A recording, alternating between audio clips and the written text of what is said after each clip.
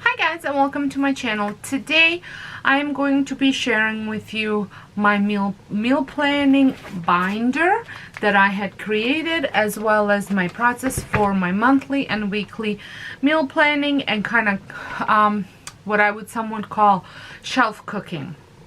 So I will also have this video posted on both my lifestyle channel and my cooking channel, so that way because on my lifestyle channel I have all of you guys that enjoy watching planning videos, but on my cooking channel I have all of you guys that enjoy cooking related videos, and since this is somewhat of a cooking related video, I thought I share them on both. So that way, sorry if you're on both of my channels and you're seeing this on both of my channels. You only need to watch one unless you're feeling enthusiastic and want to watch both of them. But it's going to be pretty much the same video for both channels. But I have been meal planning now for a while, and I always find that if I'm not meal planning my meals, which is usually right around Christmas time, my kind of month of December gets thrown right out, and summertime sometimes tends to be like that as well, that we end up eating out a lot more, B, I end up spending more money on groceries, and C, I end up throwing out a lot of food, which I do not love to do. So I have, like I said, I try to stick to the meal plan. New Year is always a great starting off point for me, I feel like. So I had kind of reinvented my meal planning a little bit. A lot of the same stuff, but I am doing a couple different things. So you might have seen my meal planning videos before, but if you have not, you're in for a treat. But so I'm going to turn the camera around, show you my meal planning binder, how I set it up. You definitely don't need all of this stuff. I like having all of this stuff because that's just who I am. I love planners. I love planning things. I love paper planners. You can use your phone. You can use just piece of paper or whatnot. I have free printables that I'm going to include for you, that if you do want to create a binder for yourself, you can. There will be free printables for you, or you can just wing it and write it on a piece of paper. It's up to you. Do what works for you, because if you're going to do something that works for me and doesn't work for you, you're not going to stick to it. So turning the camera around and showing you all the things I have here. So let's get started with my planning binder. This is a cover from my what is it, Happy Planner. It is the ring binder setup, or ring planner setup. So I think this was a teacher planner that I've had a while back still when I was doing home daycare. And I always keep the front, the back, and the rings, and any dividers that I might want to use, I keep those as well. Just so if I need to create or interchange with all the other ones that I was using. I was not overly happy with the size of this planner for my personal planners, so I decided to put it in use for my meal planner, since the sheets that I print out are pretty much 8x10 type of style. This is a little, I think, tiny bit bigger, but that's okay. So when you first open it up, I had used actually some cardstock, and this is a fairly thick cardstock that I picked up as a bundle. I'll go get it and show it to you. So there are these design paper from Dollarama, and I paid $4, and there are 24 sheets, and I pretty much, maybe I have about 4 sheets left. I used almost the whole package. I also picked up this one. I do love using these. I had created my daily planner as well. If you have not seen that video, I will link it in the description at the end of this one, or up in the sky, for you to check that out if you are interested in some daily planning. So this cardstock I do like. It is a little bit thicker than some of the stuff that I picked up at Michael's for my other one, and it works really well as page dividers. So I just did meal planning here, and what my goals for this thing is, not that I find a lot of recipes outside of Pinterest or online anymore, but once in a while you come across a recipe in we get these big huge magazines that we can pick up seasonally at our liquor store, and they tend to have really delicious recipes that pair well with wine in there. So sometimes I like to save those. So that is what I'm planning on putting in here. And currently I just have some of my last year's monthly plans in here, just as a little bit of if I get stuck, I can kind of look back and look at it. I haven't made, what I like to make is a selection of our favorite meals, and I have made that a while back, but I found we kind of got bored of the meals that were on that page. So I am planning on making another list, and all I do is I write out a full list of favorite meals that my family likes to eat. So that way when I'm meal planning, I can always reference to those to fill in the blanks kind of thing. And that had worked out for me in previous years, so I think I'm going to do that. And this was part of this planner. It came with it, so I just reused it, and it has a pocket here and a pocket in here. And now I had separated, I'm just going to pull these out because I haven't added these. These are my extra sheets, so I'm just going to move those over there. So I had divided all of these into, not sure what this says now. Oh, into my monthly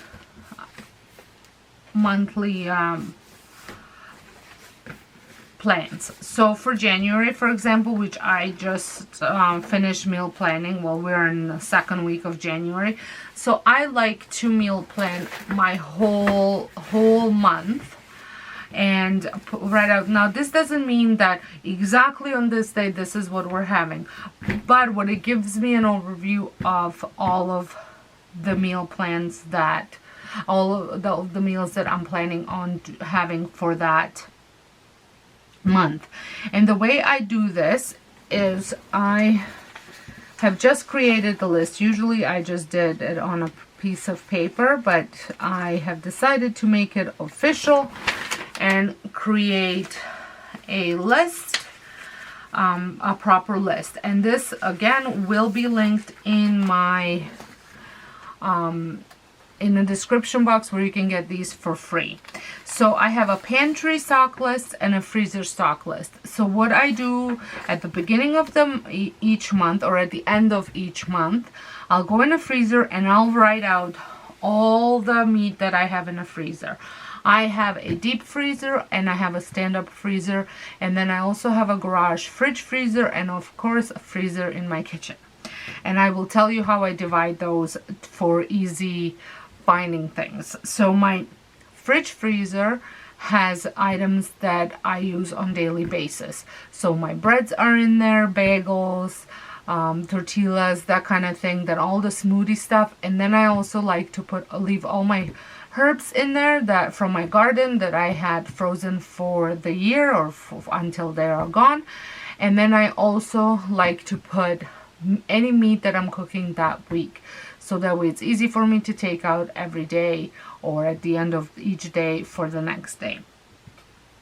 And then my fridge freezer in the garage has items that are used for lunch, especially for my kids. So like frozen pizza, there's some frozen tortellini, maybe some frozen soups that I've made, chicken nuggets, maybe a bag of French fries, things like that, things that they will use more often to make themselves lunch, because they're still at home learning. They're both of my kids are in university, but they're doing it from online because the schools aren't open. So that's all that in there for them. And then I will also have maybe some frozen veggies that we want to be using but aren't using them on everyday basis type of thing. And then in the basement I have a stand-up freezer where I will keep all of my freezer meals or meals that are already somewhat prepared. I will have all of my jams there. I will have my stock there for cooking. I will have, like I said, maybe frozen lasagnas. We also have all of our cured meats. Once they have cured, we do store them in the freezer. I'll have my baked tomatoes because at peak season I buy them at the farm or farmer's market, and then I will freeze the whole tomatoes so that way I can use them instead of canned tomatoes. So I have just things like that. And then I will have in my deep freezer, which is my chest freezer, all of my raw meat. So yeah, like my chicken, my breast, my whole chicken, my beef, everything like that will be in that freezer. And I have a whole freezer organization over on my on my home channel. So that way you can see how I organize that chest freezer. I am planning on some more the freezer and fridge organizational videos over on my home channel for next month, so stay tuned for that if that's something that interests you. So I will go into these freezers and check out if there's any freezer meals that need to be used up, or if there's any. All the meat that I have will go on this list because obviously I want to use that up, because we buy meat when it comes on sale and we will buy them in bulk. I will always have them in a freezer for monthly cooking. So that's the first stuff that gets used up and goes onto this list. And then I pretty much do the same thing from the pantry stock list. Like if I have extra tortillas left or anything like that that might need to get used up, I will put it in here. And I will also do a fridge list as well.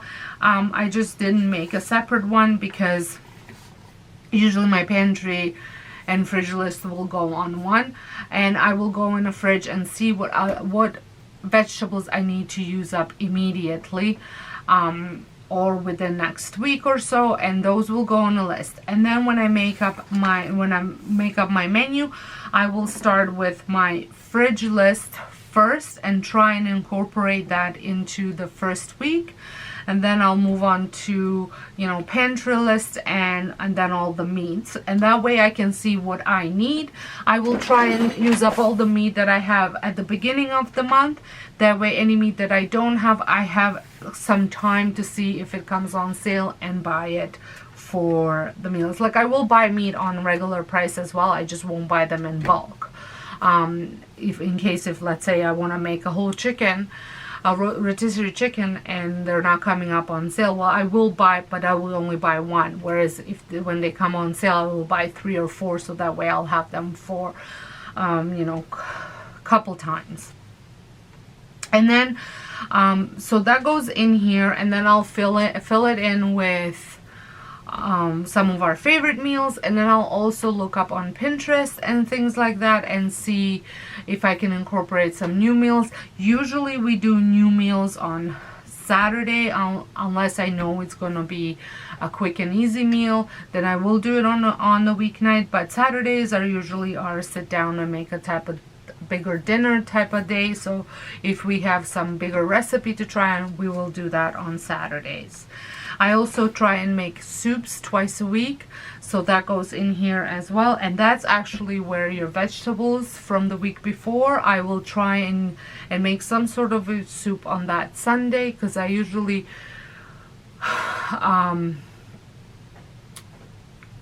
of like, so the first Sunday of so like in here, the end of the month is on the Monday, but I had not planned for until the 29th, so I will be meal planning for that week, probably for that month on Wednesday on the 26th, and then that following Sunday is when I will try and use up those veggies for the soup, and all the other days for roasting or whatever. But usually I will use up the veggies for the soup. Because in Pinterest you can search based on the ingredients that you have, and they'll give you recipes. And then I created a menu tab, a weekly tab I mean. So here is my weekly meal plan. So I have This was my weekly menu up until for this past week, and I do have breakfast, lunch, snacks, and dinner. For snacks are more for me, so for my meal plan, but I will also put things like if I'm making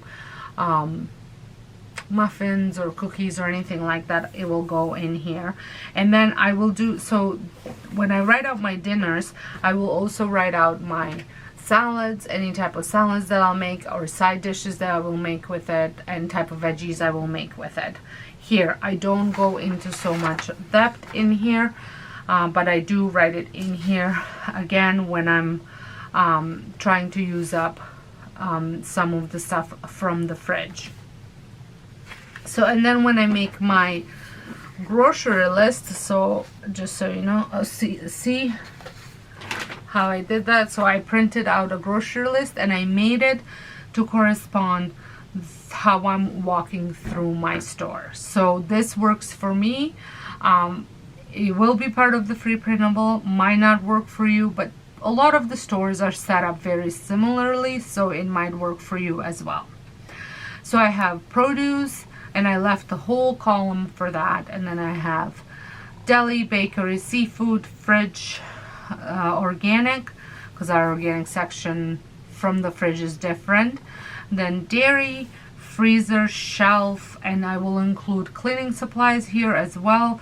I have a cleaning supply list over here, so on a shelf one it will be just shelf food stuff, and then other, if there's anything else like medicine or anything else that I might need, goes in here. And then I will highlight things because I typically try and go to 2 stores. Every week I try to go to 1 store, but then there's once or twice a month that I will hit 2 stores because I will need to go and restock some items from Costco because they tend to be a lot cheaper than most of the other stores that we have. And those are the things that I will highlight, just items that I will be purchasing at Costco versus the other store. And then also our seafood, we have a special seafood store that we get most of our seafood from, so that will go over there if I'm buying seafood. Usually it is once a week that we'll go and get fresh seafood for our dinner, so that will go on there as well. And then one quick tip, if you live in Canada, I don't know if it's anywhere else, but in Canada there is a app called Reebie, and all of our flyers are in there, and if you shop at certain store, like I'll go shop at Canadian Superstore, and I will check off items from other stores that are on sale. You can search for, like, if you wanted to see how much blueberries are in all the stores, you'll just type in blueberries and it will shoot out all the prices in every single store, and then I'll just check off the one that's cheapest. And if it's not at the Superstore, I know the Superstore will match it as long as they match the store, which is most of them they do. And I will add that into the grocery list that they have in there, and that way I can price match things. And sometimes I tend to save $30 to $40 on price matching, so I will do that for all the food items, cleaning items, toilet paper, and things like that as well. Just a little bit of saving money there. And like I said, I try to use up the stuff that I have at home, I think that they call that somewhat of a pantry cooking or shelf cooking, and then move on to other things, to some new stuff, and then I'll repeat itself the next month as well. Well, I hope this video was helpful. And before I finish off my video, let me just show you in here. So I have printed out all the weeks as well and added them, and then over here I have a pocket that I will put any recipes that I'm trying out for that month in here, and then if they are a go, I will move them over to my cookbook binders. I think I have a 3 or 4. I think they're 1/2 inch binders, and I had separated them by type of protein and what meals they are for, and I keep all the trusted and true recipes in there. That way I'm not cluttering that with other things. So they go in here first. If they are a hit, I will move them into the other one, and then I will move this pocket into every month that's coming. So I'll move it for next month in February. I will move it so that way I can fill it up with new recipes. And I had printed enough stuff in here for the whole year. That way I don't have any reason not to succeed in my meal planning. And I also have a pocket in here, and then over here I also made room for recipes. Sometimes I'm surrounded by lots of older, especially European women, who will make something and it'll be absolutely delicious, and they don't have a recipe so that I can photocopy or anything like that. So I have a lot of, I printed out a lot of just blank recipe planners in here. So it has categories: serving, prep time, cook time, review, tools, utensils, source, where I got it from, and then all of my ingredients and directions will go in here. And then at the back I've also included, because I do this a lot, so I had included freezer meals that I will be adding here, barbecue meals for the freezers. We do a lot of meal prep for the summer, so I will put that in here. And then anything new or old that I want to start for canning, because I do canning as well a little bit, so I want to add the recipes for that. So I hope you had enjoyed this video, and if you did, please give me a thumbs up. Let me know you enjoy these type of videos. Share it with a friend. And if you're stopping by my channel for the very first time, welcome. I'm so glad that you are here and you decided to watch this video. Don't forget to hit that subscribe button and a notification bell so you don't miss out any of my future ones. And until next time, hope you have a wonderful day, and thank you all so much for watching.